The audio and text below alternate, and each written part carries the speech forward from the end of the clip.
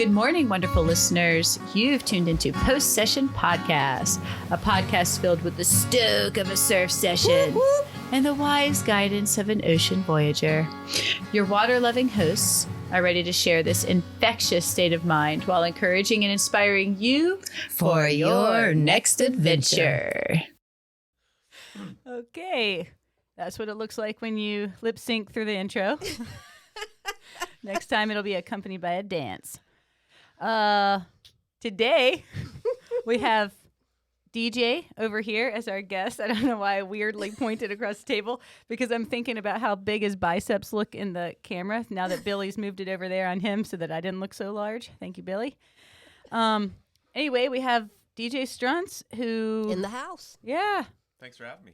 Yeah, thanks for coming. Local legend. A little late. Nutcase, yeah, little late. They weren't prepared anyway. He came. That's true of every episode, so don't feel special, dude. Don't hold your breath. Don't hold your breath. Today we're gonna. Well, why don't you walk us through the table of contents and let's just get started because we're all over the place. Why don't you introduce who is Properly? DJ Struntz? Oh, yeah, a proper people should introduction. know You're something. right.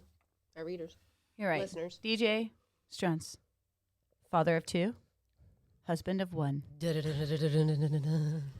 photographer for Surfer Magazine for about 1 million years. Surfing magazine. Surfing Magazine. That's what I said. I hate Surfer magazine. I do too. No, Hey. actually, they're both gone. They're all rest in peace at this point. What but you know? They What were the competition. you But already you also- said it out loud though, so He did photography for Surfer's Journal too, right? Still, yep. Yep. yeah. Okay. And Globe. You worked for Globe. Worked for Globe. Worked for lots of people. Lots of people. Still do. Yeah. Too many bosses. But he has some really cool, interesting new stuff that he's doing with Blood and Guts and Fake blood. North American Rescue, and those guys. I bled on the photo shoot. Okay. Mostly my blood all over. He got a That's paper real cut. blood. He got a paper cut. I did. Yeah, but they bandaged it right up. Yeah. Put a Anyway. tourniquet on that paper cut. No more bleeding. Okay, now that our listeners, I'm sure, exactly know where we're They at. know exactly where we are with They're things. like, what is this? I know. All right. Why are you here? So every episode, we do the same thing, same structure. So I'm here to change that. we're off the rails. Gonna derail us. Yep. So we're going to start with some post-session notes, what we did in the water this week or last week. Yeah. I peed freely. Yeah. Gross. You still do that? Don't lie. We'll get Wait. into that. Ashley later. lives in denial. I really want to know, though, was it in the wetsuit or was it free? Free pee. No, he just whizzes all over himself all day in the wetsuit. In a wetsuit. You have to. When you're out in the water for that long, what are you going to do? No. I take it down every time. Whatever. I take it down every time. You know why? Unless it's a That's 6 because mil. you go diving in a pool and they have purple dye. Oh, yeah. I go diving in the ocean. I just pee freely. In the pool, those tablets are not real. I think we should table The this diaper. conversation Okay, to the you're injustice right. of the week, You're right. which is the next section. Next section. Did you bring something, DJ? And if not, we can use that. Wait, did we even finish the table of contents? No, that's what I'm doing right now. Oh, okay. Post-session notes. Injustice of the week. Then we're going to dive a little deeper Dive deeper. with what DJ's been up to and maybe a little bit of what he used to do and why he moved to this new thing. Yeah. We're going to talk about that stuff. Okay, and then we're going to end with a little God Waters and maybe a little homework for Yeah. our listeners. Yeah. That's it. Yeah. That sounds great.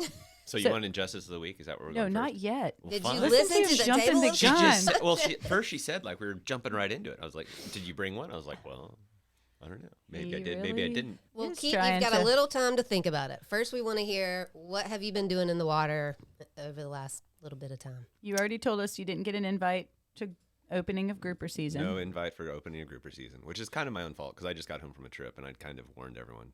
But that's no excuse if you're listening. You can name their names. Yeah. Call them Name right out. Yeah. Who didn't invite you? Everyone. I'm not part of the cool crowd. Jerks. Yeah. Jeez. Well, He's fallen Um, from grace. welcome to my world. Yeah. No, I've gotten to dive a lot this year compared to the 2 years previous. So I'm pretty happy. I've been snorkeling regularly. Ashley goes diving. I go snorkeling.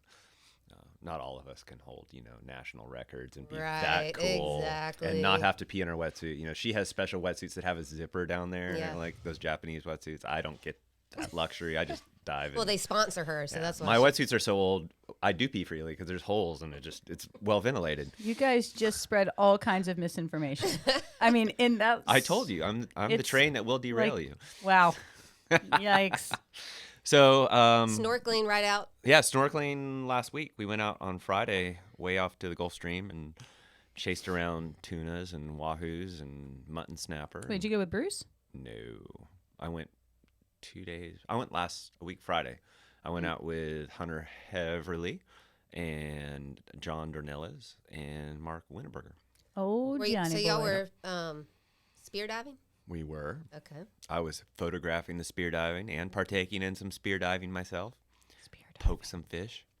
I had kind of had a run with no wahoo this year and finally got that monkey off my back. So fresh wahoo. Mm-hmm. And we had a cool encounter with lots of sharks. Lots of sharks. Tell that That's encounter. what I've been hearing. I've been that. hearing it's really sharky right now. Super sharky. What kind of shark? How close were they? How many? There were 1 million sharks. It was Sharknado. Get Holy real, crap. man. No, so yeah, if you watch the tower cam right now, it's just loaded with sharks. My kids just sit there and watch it all day. Like, Yeah. I'm like, turn it off. They're like, no. Out there, it was mostly sandbars. Sand tigers, sandbars. Sandbar. Nope, sandbars. So Okay. big dorsal fin, Big pectoral fins. big pec fins, in that 4 to 6 foot range, kind of. Kind of Yeah. gnarly, aggressive. Can be super curious. I wonder if all the sharks have moved out then, because we were inshore not too long ago and we didn't see anything. Well, the tower's covered in them right now. And they must all just be at the tower. But we were in 180 feet of water, and they were all over us there, too. So the two interesting ones dove down on a mutton snapper that had come up the chum line and got down to about my max depth of 60 feet. Ashley's still just right there. She's still like, okay, kick cycle number 3. I have Yeah. 18 more to go before I'm at 250 feet. Thank you for recognizing my superiority. You are. Because if you didn't, I'd have to. We've hated Ashley ever since she started diving and went and shot a red grouper on like dive 2. Good We're like, God, who this is are like you? interviewing Kelly White over here. Oh, I could bring it all back, girl. We go way back. Okay. So the down best there, shark. yep. And then all of a sudden, one of them rushed me. He was very intense about not wanting me or wanting to occupy the same space in the water column that I was in. Mm-hmm. So I shifted my attention away from the mutton snapper, and I was forced to give him a little poke in the nose with said spear gun. Yeah, just a little Just a little nudge. push. Just Yeah, little redirect. push. You A picked his redirect. nose a little bit. Yeah, Right, it was like, right. hey, What's in that there? one's looking a little boogery. Let's clean it out. So pushed him away, and when I did, the mutton snapper decided it was time to make a Hail Mary on the piece of chum that was right behind my head. And I turned around and procured said snapper from about a foot away and took him back to the boat, which was really fun. And then later in the day, we had a very friendly, very frisky, young 8-foot tiger shark come in. Someone else saw a tiger recently too. Bruce and those guys saw one, I think, the following day or two That's later. Or that's Fish amazing. Hunter, whoever. Yeah, different. Yeah, the tigers are out there right now. So this fish came in, and normally they're really shy, but I met her down at like 40, 50 feet, and she wasn't shy. And then I followed her vertical up in the water column. She came right up underneath the flasher. Sounds like a mating dance. Yeah, we were She just. was a little frisky. It was kind of She like was shy. It was like Top Gun. I was there. He was Hypercute. there. We were inverted, canopy to canopy. And then she tried to go up to John and get a little friendlier, so he had to redirect her as well. But yeah, that was cool. That's kind of the last underwater adventure. How many sharks did you end up feeding? None. We don't feed sharks. Feed sharks and you turn them into a problem animal. You hear that, people? Don't feed the animals. Don't feed the shark. Feed yourself, not the sharks. And quit telling me, oh, I had to because it was after me. Because I was Quit scared. doing it. Quit doing it. Yeah. What about you? Is your story that good? I say we just pass my post-session. You've got a good one. Here, I'll read yours. The water is warm and great as that is. The waves are kind of few and far. Great. Okay. All right, moving on. Ashley, tell us about your Key West One up me. adventure. Come on. One up me. Go for it. Do it. She's Well, got it. how deep did you go? 3 feet. Yeah, I will say we were just in Key West doing a little private course, and we had done a course here in April, and went offshore. It was my first time offshore in Did North you wear a Carolina. life jacket? I wore my wetsuit.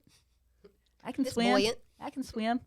But anyway, it's the first time I had been offshore in North Carolina for at least a year, because when everyone's going spearfishing, I have 2 kids, and also sometimes I just don't feel like diving anymore. but I remembered how awesome it is here. I've done everything there is to do underwater. Call me mermaid. I'm so bored. Just check it off my bucket list. They're giving me a really hard time, Billy. You're going to have to edit most of this out. But anyway. There is no editing, by the way. No, there's no editing. Post it and run for the island, Billy. Just raw. Post it like it's hot. Okay. But the diving here is awesome. Super awesome. It made me real happy and just reminded me of what I like about diving. How long does it take you to get to the Gulf? When Well, we didn't go to the Gulf. We just went inshore. We were like 18 miles out or something. You know where we were. And took us, it was fast run. It was super nice. I think it took us like 45 minutes or something, which was great. But anyway, so I had that experience. Then we went down to Key West where I got to get some depth. And it also reminded me what I like about diving. So my favorite place to dive. Nitrogen narcosis. That's right. The quietude. Remember when we interviewed Miguel? Mm-hmm. So my friend Miguel has 2 kids now too, and he's like, "Just get me underwater. I don't care how deep it is. Set it. I'll go." That's what I love too. It's like no phone, like because so much of what I do now is like Zoom meetings, phone calls, and like offshore. There's no cell service. There's no phone. That's great. Yeah, we were gonna do Zoom with DJ because we care about COVID and social distancing. He's all like, we're not doing that. So he just showed up this morning. Yeah. I was like, they You're said irresponsible. coffee and snacks, but there were no snacks, so I might leave. That's the old post-session. So anyway, I've had an awesome time in the water. And our course host in Key West, he does some coral restoration stuff.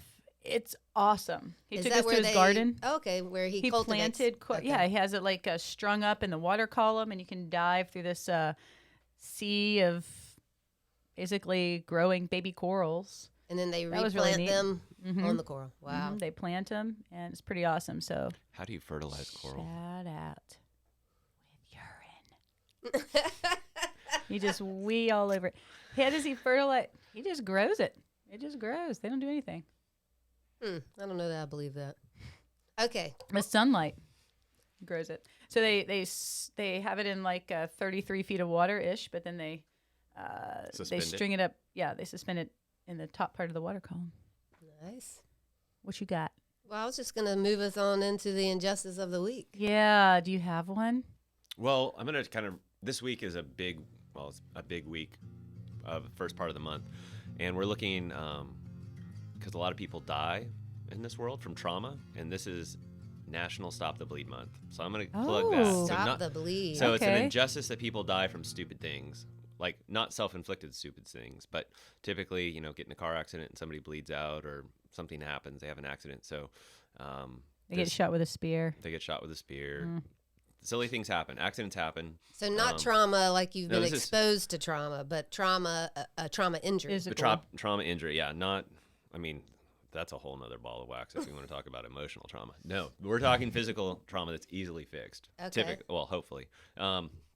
But yeah, people bleed out. So this month, with being National Stop the Bleed Month, I'm really involved in educational stuff to promote people getting trained and learning how to not leak out all over the place. Is that different than a first aid CPR training class? Yeah, because those are basic. Well, CPR is going to be chest compressions and, depending on if you're doing one that involves drowning with rescue breaths or the standard.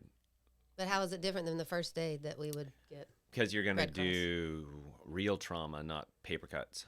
So this is where the fake blood comes in? This is where the fake blood for training comes in. We're talking penetrating trauma, amputations, fun stuff, gross stuff.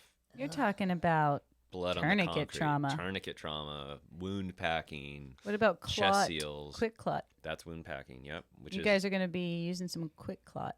Yep, which is a gauze now. It's not like what you think about just pouring powder. Gel, yeah. Is it like a sponge? No, they do make a sponge, but that just basically soaks up blood. Where, like it says. Yeah, but what you want to do is get down in there, and hopefully it's not on you. Hopefully it's on your friend, so then it doesn't hurt as bad on you.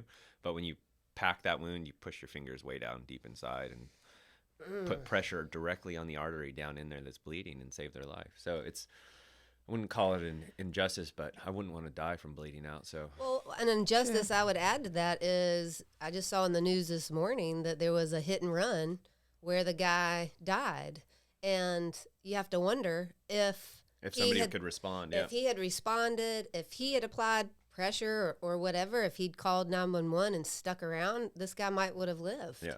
And there's lots of cases of, people that could have survived if somebody had taken or actually responded. And that's the big thing. It's like nowadays you see people just on their cell phone videoing it instead of actually responding. And that's an injustice. And that's we just published something yesterday on all our platforms about the willing responder, because there's what motivates someone to actually be a good Samaritan versus stand there and videotape with your phone. Yeah. Well, sometimes don't you think it's just in you? Like some people respond and jump to action, and some people it doesn't even occur to them to do that. They're waiting for somebody else. Yep. Not that they're not also benevolent and wouldn't want to help, but they just don't have the resources or the training, and that's a big you want to feel comfortable doing whatever you're doing, whether it's the Heimlich maneuver, no longer called Heimlich, but some people would step in even without, they would just try. It's just in there, yeah.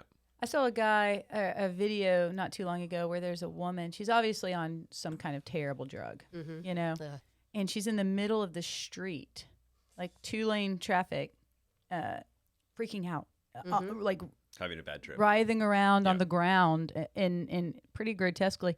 And there's video of it, and there's people around, but not one person takes action. Right, like tries to get her out of the street, and then Stop again traffic. In that situation, I don't know if you could touch her. It's you might want to just let it. parable of the Good Samaritan. It's like who's gonna watch out for their neighbor. Yeah. And a lot of times your neighbor might not be who you want it to be. Or who you think it's going to be. Yeah, it's just going to be some random person. So, there's my injustice of the week. That's like a good it. one. Yeah. And it kind of just segues perfectly into Dive Deeper. Right. Can I? Yeah, I'm going to go because, do that segue. Your photography career has garnered adequate attention over the years, and you've talked about it in other platforms and stuff like that. And I know Laurel has some serious questions for you, and we don't want to ignore it.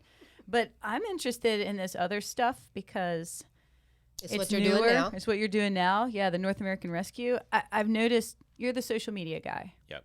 I'm the minister of propaganda. You are. And it's the most shockingly disgusting propaganda out there. Like some of the pictures we see, I'm thinking, what is that? Kate can't follow it. She's like, no. Well, she's a fainting goat, right? She is a fainting goat. It's like, hey, drop a blood. I feel faint. So you kind of mentioned that there's fake blood involved, and I'm wondering what percentage of stuff you post is real and which of it's fake? Because a lot of it looks pretty real. A lot of it is real. Because I get sent stuff from first responders all the and time. Military and everything else of so it depends on what we're doing. If it's fake blood, normally it'll say training. Right. If it's a case study, it oftentimes is the real deal. Do you have to have permission to post this? Well, we have to follow HIPAA laws, so we're very careful. And then not to show a face or not something. to show faces, identify. I have to scrub stuff for tattoos, all sorts of stuff. Any identifying. And it especially depends if it's military related as well. Unit patches, there's lots that go in because scrubbing for tattoos is probably a full-time job these days. Yeah. Jeez. So you just want to make sure that you protect people's identities, and unless they're like, hey, I'm the victim, here's my thing, tag me in it. Because literally we've had people like comment in our feed like, I hope not an accident like this never happens to me, but if it did, I really hope I make it on your feed. Wait, are you allowed to say victim? I thought the preferred vernacular is injured person. Injured person, whatever. Yeah.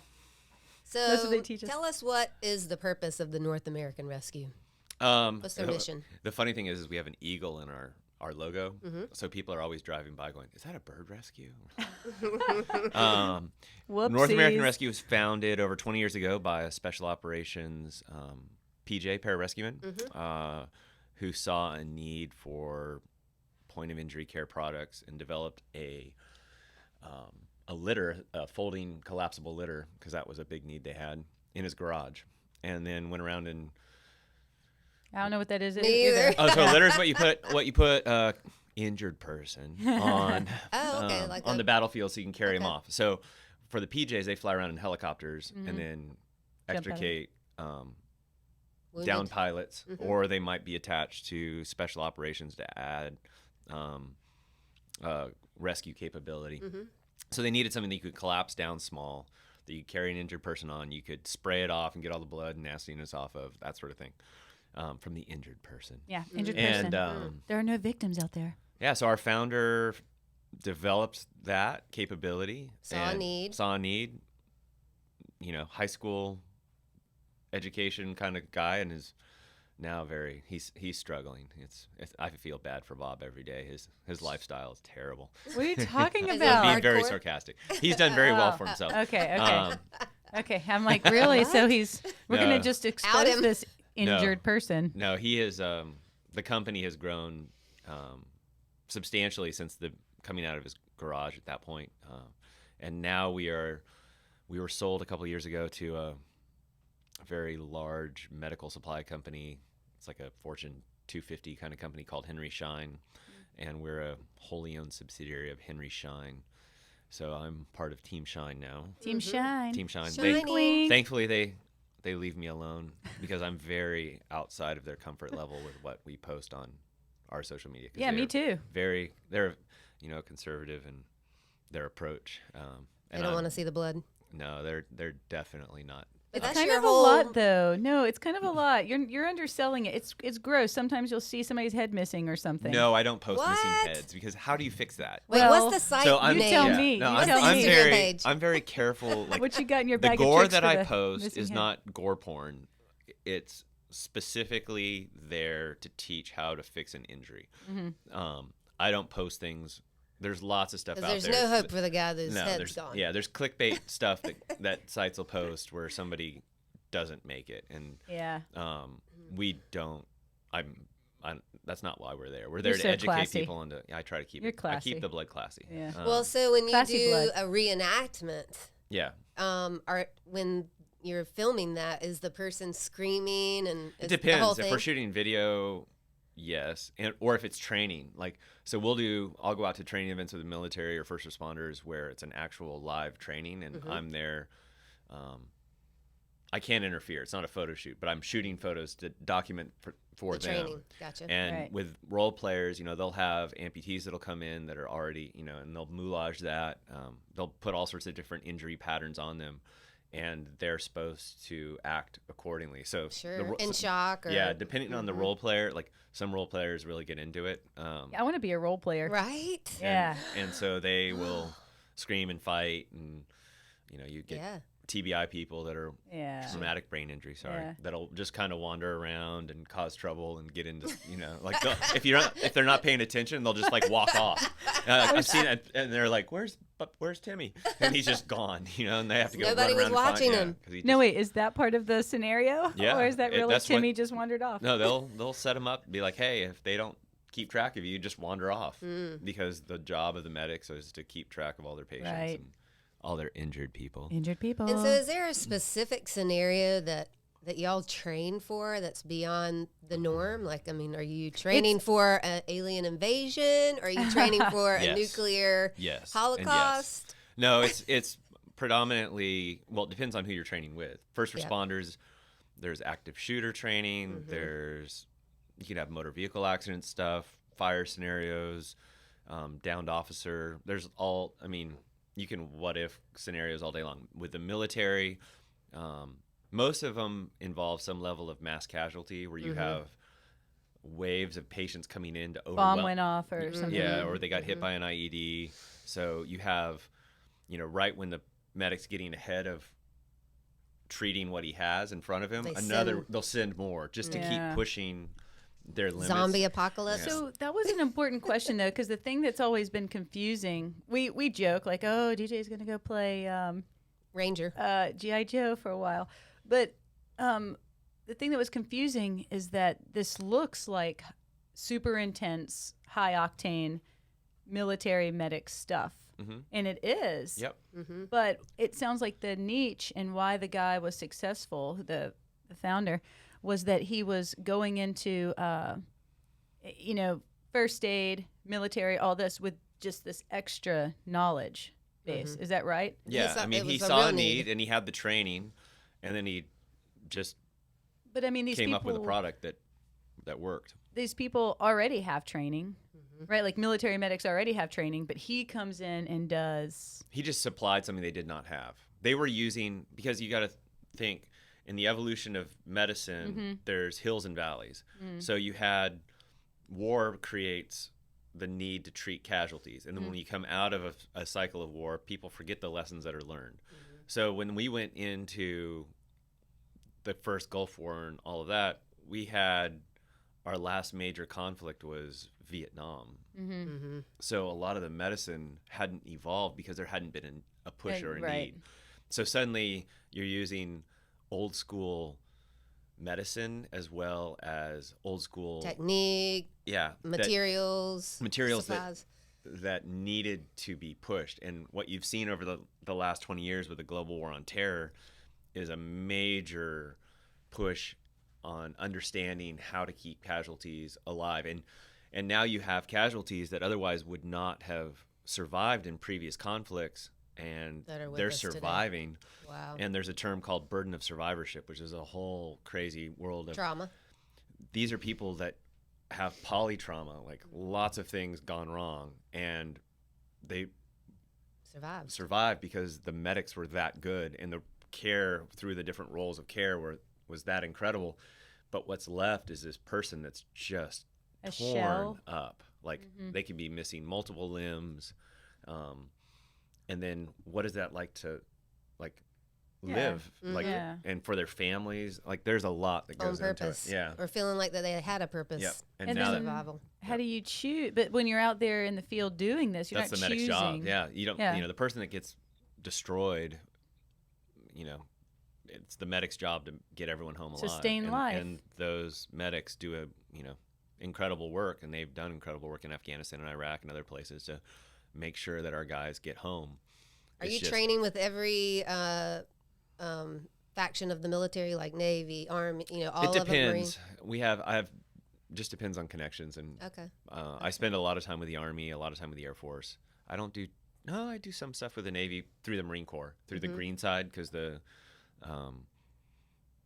quote unquote the corpsmen, the medics for the Marine Corps are they're Navy, and then they come over and they work with the Marines. So that's what my dad was. Okay.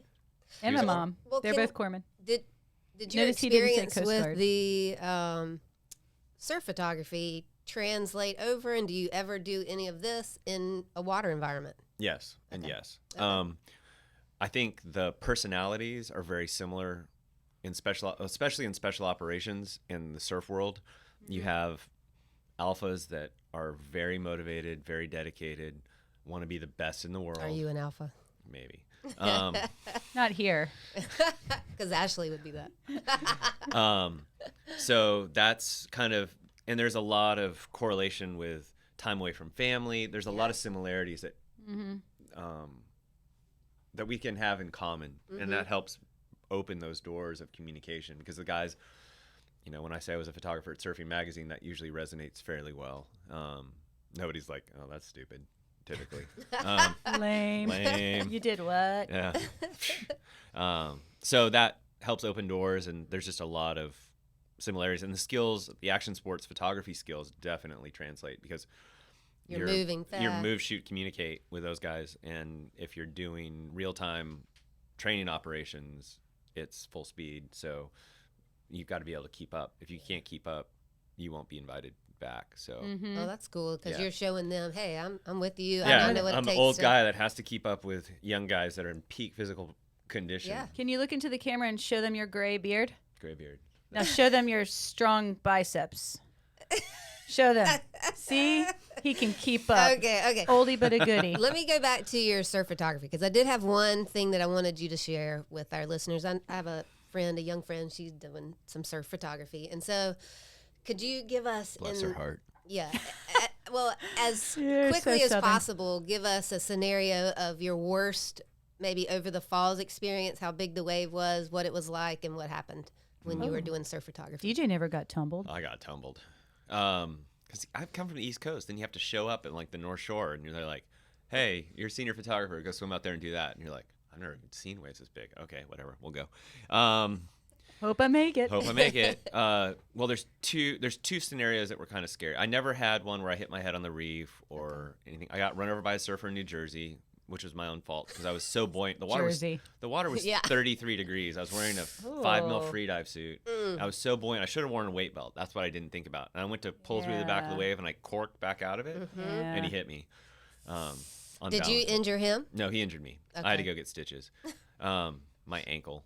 But see, with the North American Rescue stuff now, you would have just stitched your own self up. No, don't ever stitch your own self up because then you'll like sew in a bunch of bacteria. And then you'll have to, it's just a bad idea. Clean it out. Did you lose the camera? Like, did the camera ever come out of you? Okay. No, I never. Attached. Yeah, I always had it on a leash. But on the North Shore one time after swimming for 10 hours straight, literally 10 hours straight. I believe that. In Big Pipeline. Both my hamstrings cramped and pinned my knees back, and right when a big set came.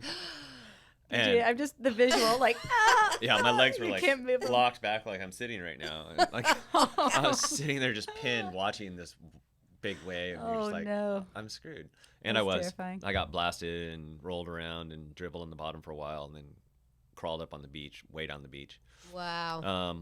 And then over the falls, either Margaret River, I got hit by a thick lip at the box in Margaret River.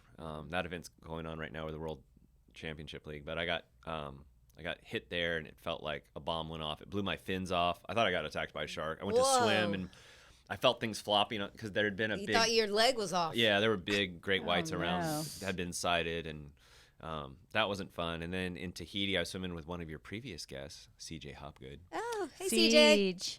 Yep, the Siege. And Damo, his brother, and we were shooting fisheye, and I got sucked over the falls at Chopu. It wasn't a big day, but it was big enough. And it's so shallow. Yeah, it felt like jumping off like a 2-story building onto my knees on cement was pretty much how I'd describe it.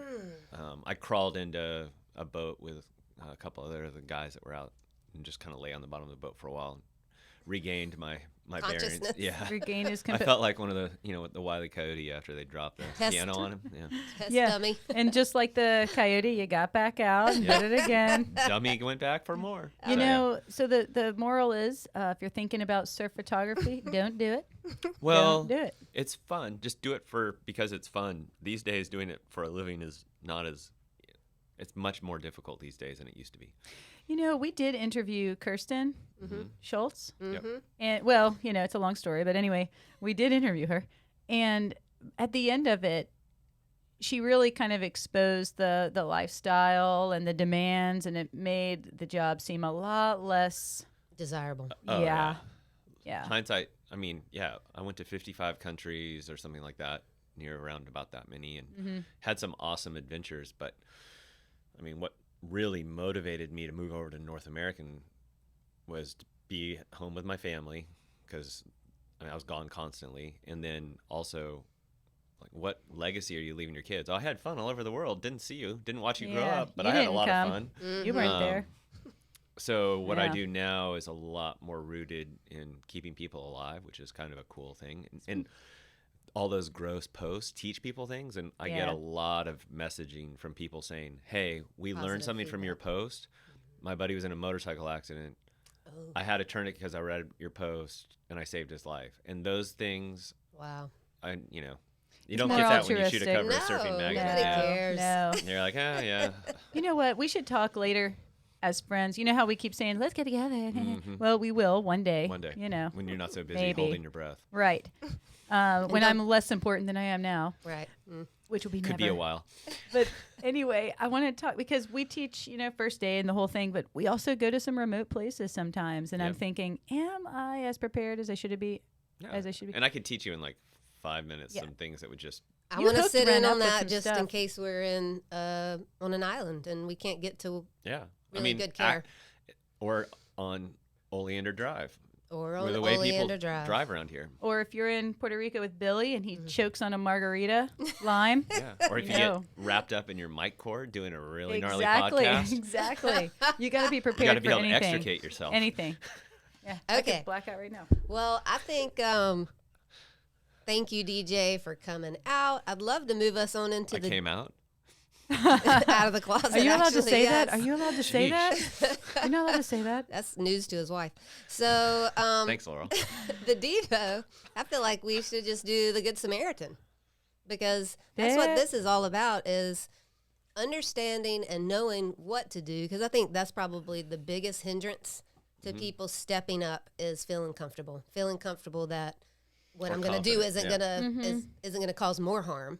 And then the other part is, who is this person and do I want to help them? And so I would say with the Good Samaritan parable, where Jesus tells the story of this guy who's injured on the side of the road, and this priest walks by, super religious, and he keeps on walking. Matter of fact, he goes to the other side of the road so he doesn't get close enough to be contaminated. Right. And then for him, it was like an unclean state he didn't want to enter. Yeah. Right. And then another guy. He was too important.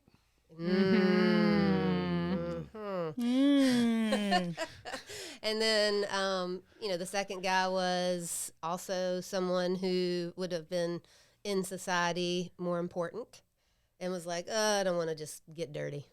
Maybe he didn't want any sticky blood, fake blood on him. Yeah, yeah. He was trolling the gram. He was busy. Yeah, he had stuff to do. Yeah, he had some social media posts to upload. Yeah. Okay, and then the last guy was someone who is mainly looked down upon in their culture, who stepped over there, got him fixed up, carried him into town, told the in person, hey, take care of him. If there's anything else you need that I haven't already given you money for, put it on my tab. I'll be back to check on him. But see, that's the surprising, two surprising elements. A, he stepped in to help, even though in the Jewish culture the Samaritans were, And then not only did he save the guy's life and then just say, peace, good luck to you, he provided for him continuously to make sure. Recovery. Yeah. For that injured person. Yeah. Yeah. And so, I think maybe the homework that you already put out there, DJ, is if you're not educated, go take a CPR first aid class. That's the basic. Or this month, also Stop the Bleed class. You can get one. Your fire department, local fire department will probably have something going on this month, or your local community college. Even better. Yep. Stop the Bleed class, and we'll post a link to that. Yeah. Do that. And that way you'll feel more comfortable taking action. And then, well, like Jesus said, who was the neighbor? Yep. Who is your neighbor? That is Won't something. you be my neighbor? Speaking of, where is Mr. McFeely with my refill? Where is he? Nico! But, I mean, not to keep the Devo going, because we said we weren't going to do that anymore. But one thing. Time's up. Mr. McFeely? It is true. Sometimes we are judging people, like the woman I told you guys before we started recording that was freaking out on drugs or something in the middle of the road. Or maybe while we were recording. I don't know. Anyway, one thing is, you immediately judge her and say, well, she got herself into this one. And that prejudice about her situation might affect your ability to see through that and help her. Or to see her as your neighbor. Yeah. That she's as important as you are, or more important. Yeah. Treat others the way you want to be treated. Treat others as better than yourself. I think you need to work on that, Ashley. I don't think you're treating me well enough. But I'm still treating you better than I treat myself, if that tells you anything. DJ, what a pleasure to have you here. Thanks for having me. Yeah, this went way better than I thought. Yeah, we were a little not prepared. I thought I was going to hate this. So did I when I got that email at 6 a.m. this morning. Like, here's the outline for today. I was like, what do you know? Just follow along. Good thing DJ Go with knows the a lot flow. about himself. He knows a lot about what he's doing right now. So, whew. Load off. All right. Thank you guys so much. Visit our website, download an episode, especially this episode. Also, if you want to support us, buycoffee.com. Is that the name of it? Buy me a coffee, Billy. Buy me a coffee. Buy me a coffee. Yeah, we have a buy me a coffee. But you know what? I don't think Ren has put the actual link on our website. If you gotta go to buy me a coffee. If you go to our website and then go to the events page and It's then on there? Then if you go, I want to buy a ticket to movie night, it's on that page. Okay, he said he was going to put it on the front page. Okay, great. But also, buy me a So coffee your is a website thing. has some Hampstead engineering going on. Is that what you're telling me? Right. Some we need DJ to start posting some blood and guts, because that could get some, clicks. No? I'm trying to think. Where would he? No. Why would he do that? I get it now. It's a joke. Okay, though. wrap it up. All right. Thank you, DJ. Yeah. Thanks, Laurel. Let's go get a refill. Yikes.